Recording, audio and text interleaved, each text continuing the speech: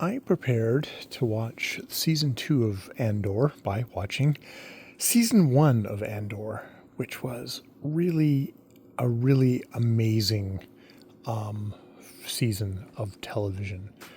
Did not expect really much out of a Star Wars show, even though that I'd heard a lot of really amazing things about this. I came to it fairly late in the process.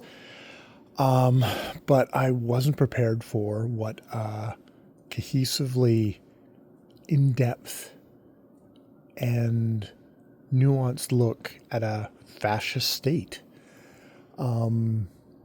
this series was. Like taking, the evil empire, the stormtroopers, that kind of you know Buck Rogers, Flash Gordon, kind of Edgar Rice Burroughs kind of pulp fiction villains, and saying like, no, this is using like the iconography of the German fascist state.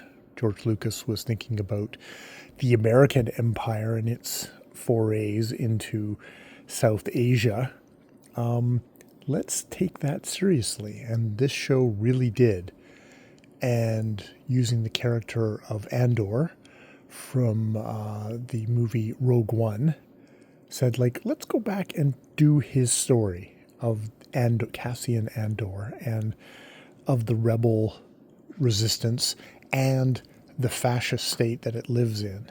And it's funny, I think, reading Shire's The Rise and Fall of the German Reich, about the rise of that fascism in Germany and how it became all-encompassing and just engulfed that society and was like, from birth to death, vacations were a fascist controlled.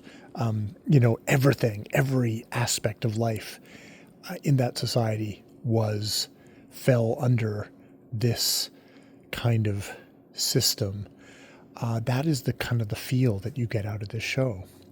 And of course, this did not fit in a Star Wars light Disney Star Wars universe. It's not.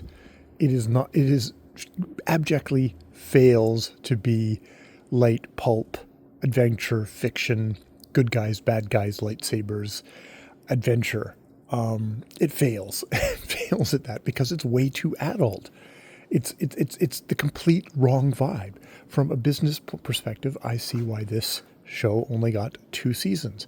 That said, I am so lucky to have gotten to experience the 2 seasons of this. And I'm having finished season 2 of this show, which they suddenly went from having maybe like they're hoping to get four or 5 seasons out of it. And it's like, no, we're getting 1 more season.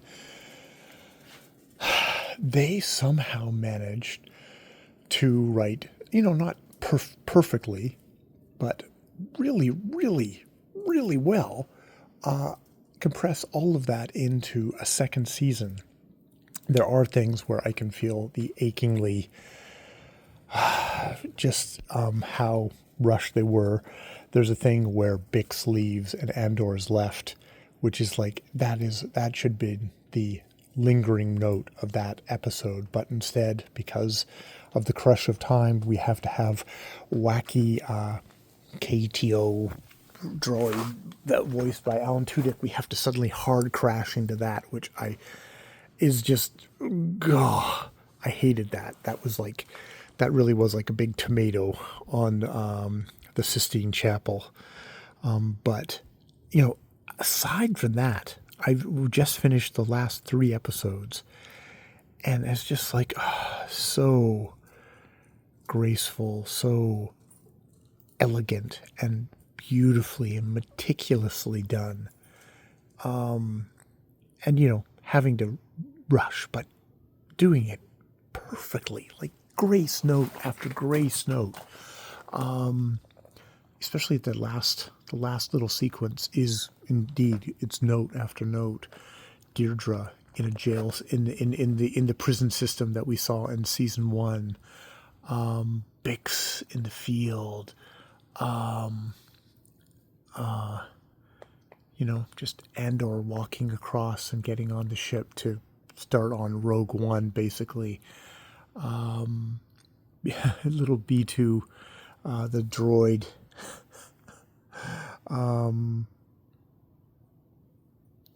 Just gorgeous, so gorgeous.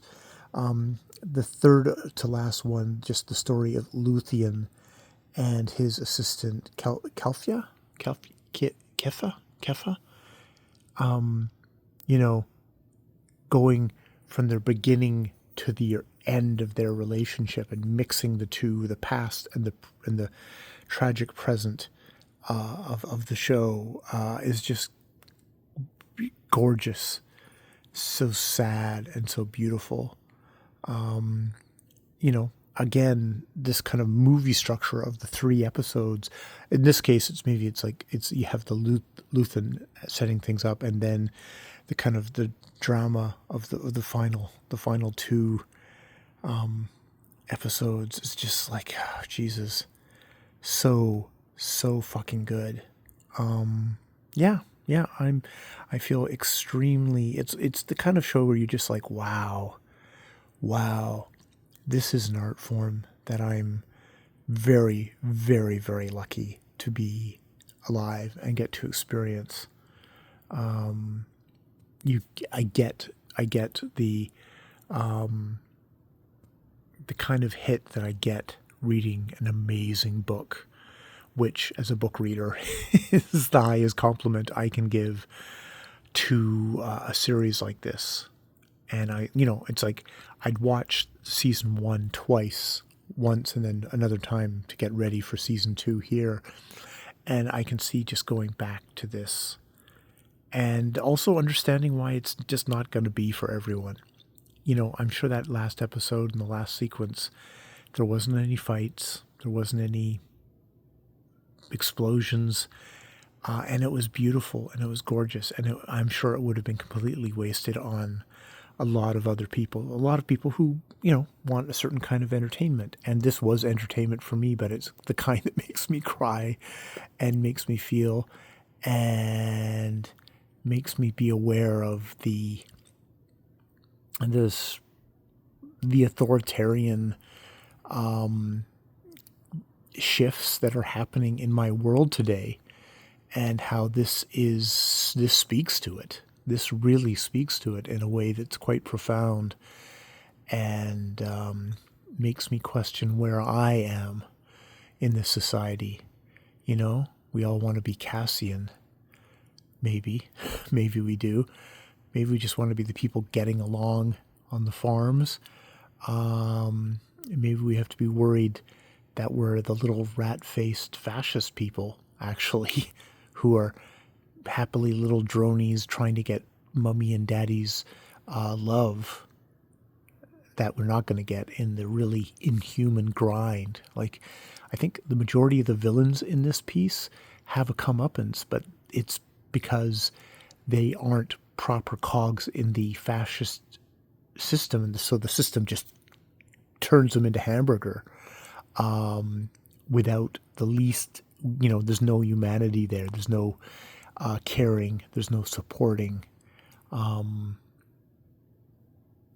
And also just looking at the other side of exactly how inhuman and how much they've had to sacrifice to resist this, how much they come to resemble the things. It's like Lucen, who is just this amazing character, is a murderer. He straight out murders somebody who just wants to get away from this, but Luthen makes a calculated decision and says, nope, I'm going to kill you, because if I don't, it'll not work for my side. He is absolutely ruthless, without the slightest bit of hesitation, because that part of him, he's had to kill to survive in this system, and to fight against this system, he's had to basically shear that humanity away from him, even though he's hoping to the end results, the ends that hopefully the means are going to justify, is a more humane system at the other side, I guess. Yeah. Yeah. All right. I'm going to leave it there before the dogs start barking. More videos later.